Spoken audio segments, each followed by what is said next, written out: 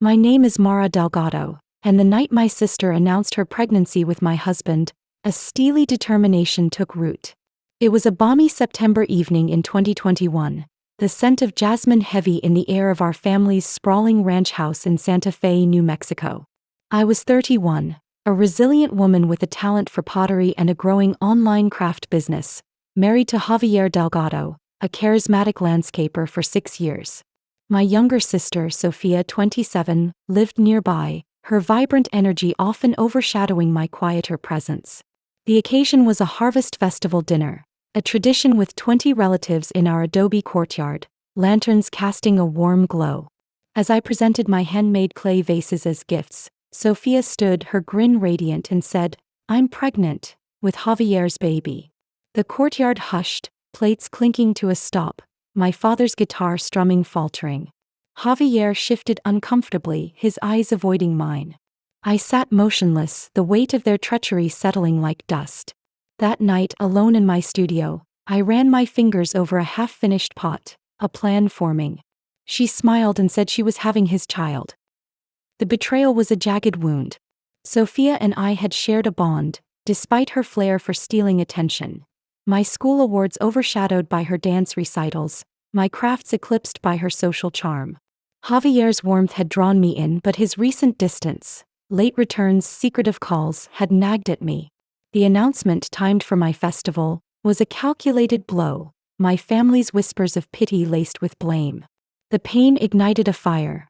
I'd reclaim my art, my worth, and leave them behind. I moved to a small casita, taking my kiln and orders, managing my Desert Bloom shop, earning $3,500 monthly. By October 2021, I'd saved $12,000, my sales growing with a new turquoise line, adding $800 monthly.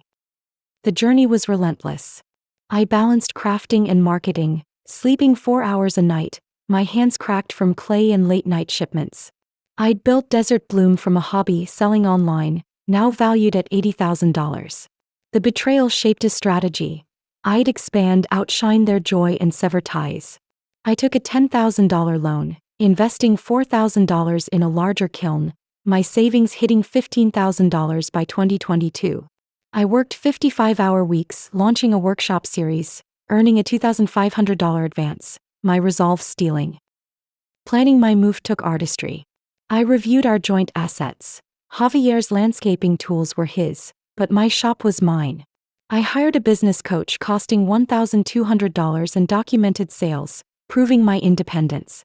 My savings grew to $18,000, and I invested $3,000 in a pop-up market stall, projecting $6,000 returns. I confronted them on November 10, 2022, inviting Sophia and Javier to my casita under the guise of a truce. They arrived, Sophia's bump slight, Javier's smile strained. I showed them my workshop, then presented a contract transferring my shop fully to my name, backed by a $20,000 buyout offer for his minor contributions. "You took my trust," I said, voice firm. "I'm taking my future." Sophia gasped, Javier argued, but I turned, leaving a clay medallion inscribed freedom on the table. The victory was sharp, control reclaimed yet raw. The shift was liberating. The stall earned $2,000 monthly, my savings climbing to $22,000. I expanded Desert Bloom, securing a $5,000 contract with a local gallery, my valuation hitting $100,000.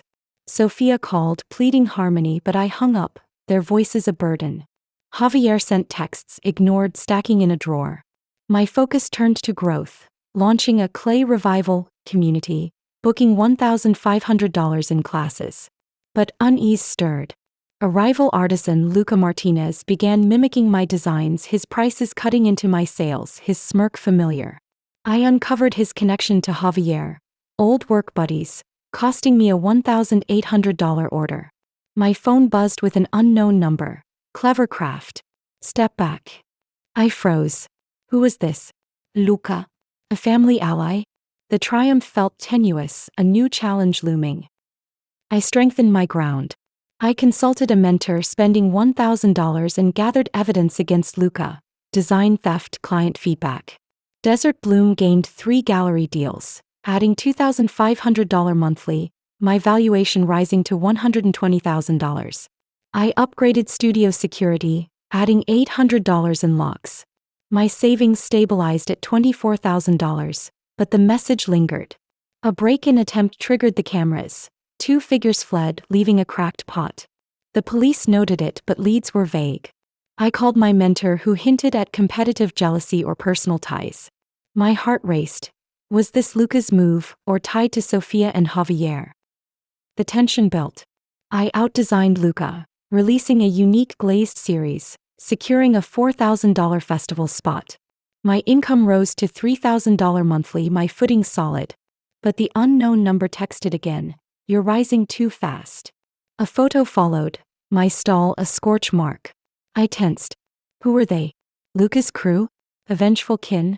Standing in my studio, the medallion in hand, I felt their betrayal, and a brewing question. What was next? The scorch mark on my market stall and the cryptic text, "You're rising too fast," lingered in my mind as I stood in my Santa Fe casita, the desert sun painting the adobe walls a warm orange.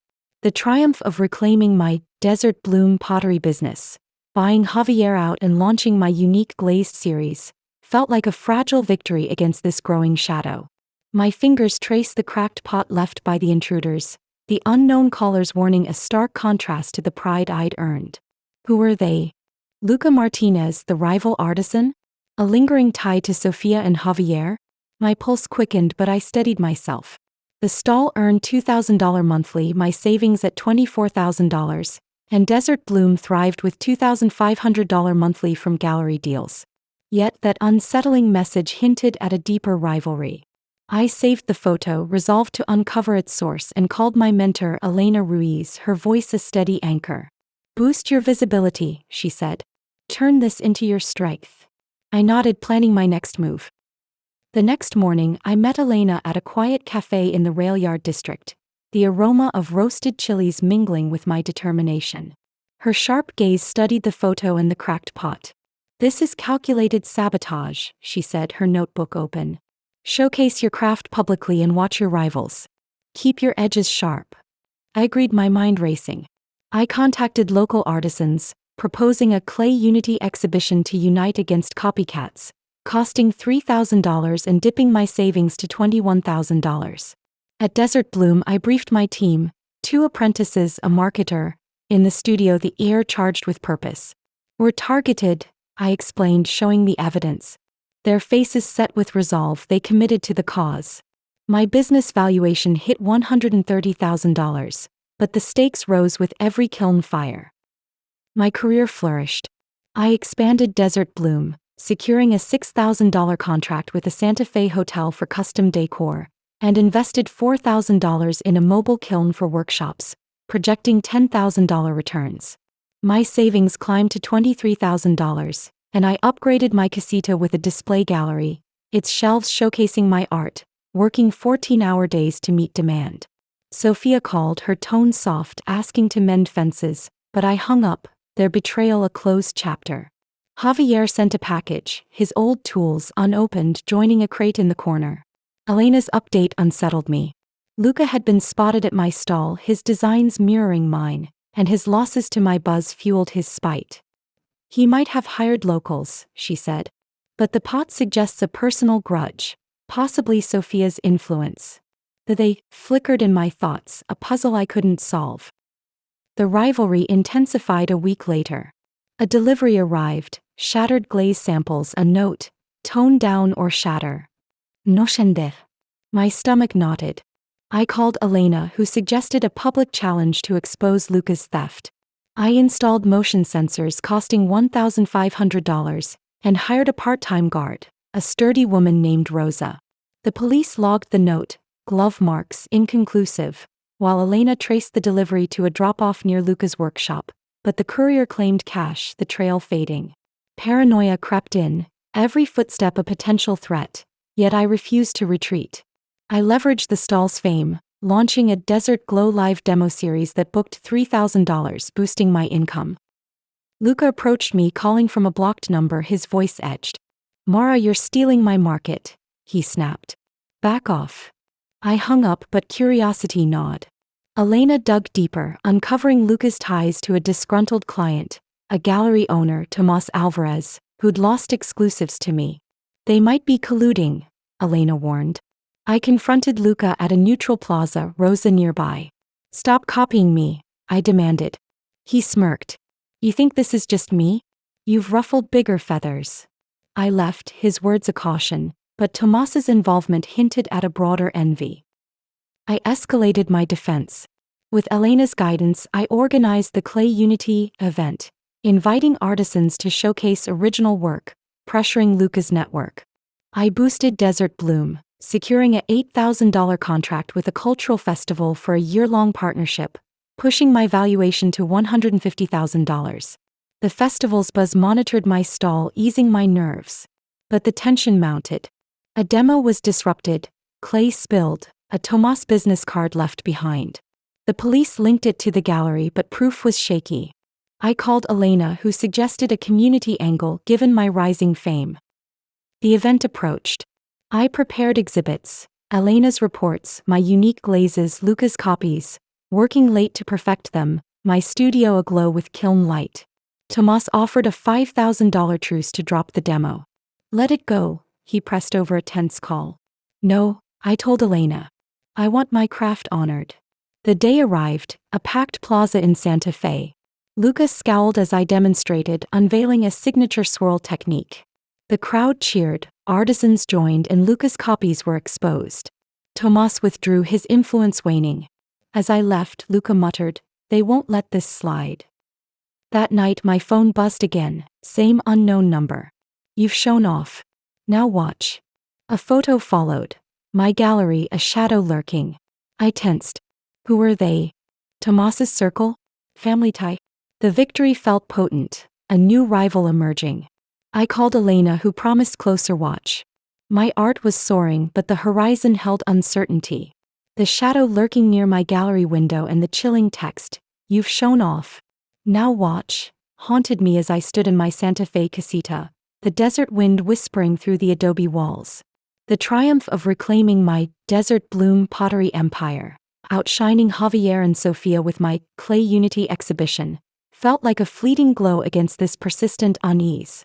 My heart thudded as I studied the photo on my phone, the unknown sender's warning a stark contrast to the pride I'd cultivated.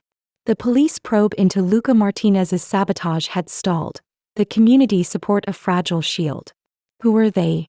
Tomas Alvarez's gallery network? A lingering family grudge? I dialed Elena Ruiz, my mentor, my voice steady despite the tension. "Uncover them," I said. "They're too close." She promised relentless effort, her tone resolute. The victory was mine. Luca humbled, my craft celebrated, but the horizon darkened. The next day, I met Elena at a secluded spot in the Santa Fe Plaza, the scent of pinyon wood smoke blending with my focus. Her brow creased as she reviewed the photo and spilled clay evidence. "This is targeted intimidation," she said, her fingers tracing the shadow. "Amplify your voice and build alliances. Your art is your armor." I nodded, my mind racing. I contacted local leaders, proposing a Desert Bloom festival, to solidify my standing, costing $5,000 and dipping my savings to $18,000. At Desert Bloom I rallied my team, 3 apprentices, a sales lead, in the studio, the air thick with resolve. "We're challenged," I explained, showing the evidence. Their faces hardened, but they pledged loyalty. Revenue had soared to $4,000 monthly, a testament to my growth, but rivalry shadowed every creation. I spent $6,000 on enhanced studio security and a 4th guard, reducing my savings to $12,000. Protection became my foundation. Elena's first update came that evening. She tailed Tomas to a meeting with a regional artisans guild, the Southwest Collective, led by a shrewd figure, Carla Ortiz, known for controlling local markets. "They're enraged," Elena said. "Your exhibition stole their clients and exposed their tactics." I passed it to my team, who began networking with independents. Meanwhile, I immersed myself in work, launching a Clay Heritage online course, booking $10,000 and earning $6,000. My savings rose to $15,000, Desert Bloom's valuation reaching $180,000. Sophia and Javier called, anxious about town talk, but I hung up, their concern await. The rivalry cast a pall over my success. A second message arrived days later. Burned pottery shards with "Final display," scrawled in ash, left at my stall. No prints. The police upgraded the case to a harassment watch, assigning a community liaison, but leads were slow. I called Elena, who suggested a public showcase to shift the narrative, rallying artisan support. I agreed, drafting a statement with her.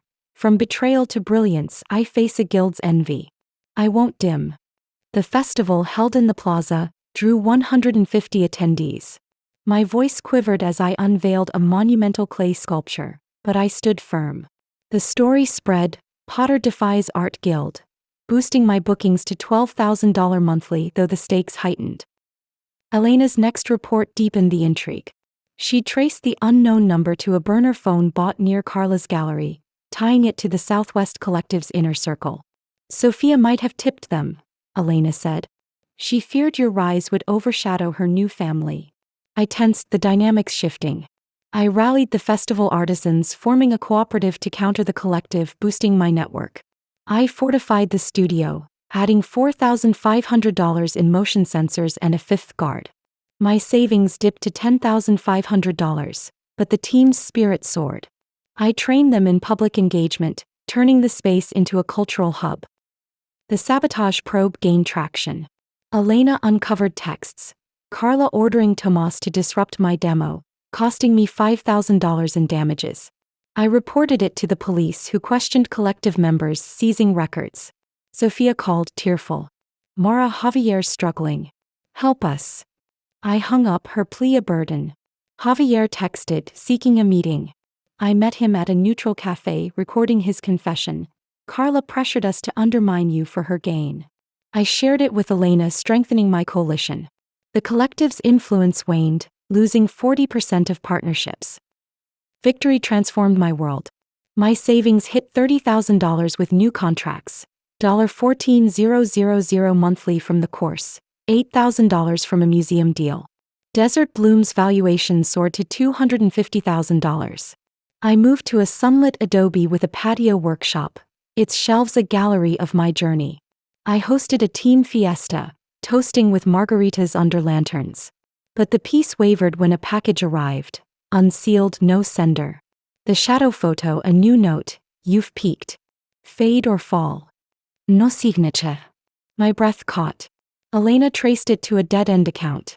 The police suspected Carla's elite, but evidence was elusive. I hired a security consultant, spending $7,000 to safeguard my empire. The rivalry persisted. A car idled near my studio one night, speeding off when guards approached. My website was hacked, a video file, a cloaked figure saying, "Your clay crumbles." The police increased patrols, but progress lagged. I channeled energy into Desert Bloom, launching a Potter's Legacy grant, funded $20,000, turning adversity into inspiration.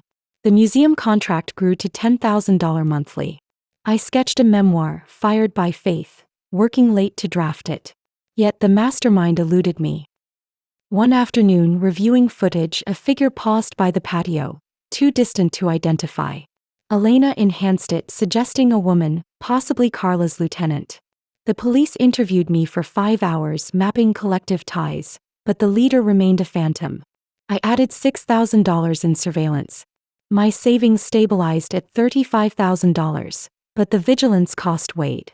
Standing on my patio, the desert stretching wide, I felt a bittersweet triumph. Sophia and Javier faded, Carla weakened, but the we in those notes loomed. Was it Carla's circle? The family echo? I sipped tea, the dusk deepening, but that shadow photo's promise lingered. What was next? Only time would tell. Hey Revenge Tempest fans. Mara's rise from betrayal to artistry is epic. Loved it? Smash that subscribe button and join our crew. Drop a comment and tell us where you're watching from. Hey Revenge Tempest fans. Mara's rise from betrayal to artistry is epic. Loved it? Smash that subscribe button and join our crew. Drop a comment and tell us where you're watching from.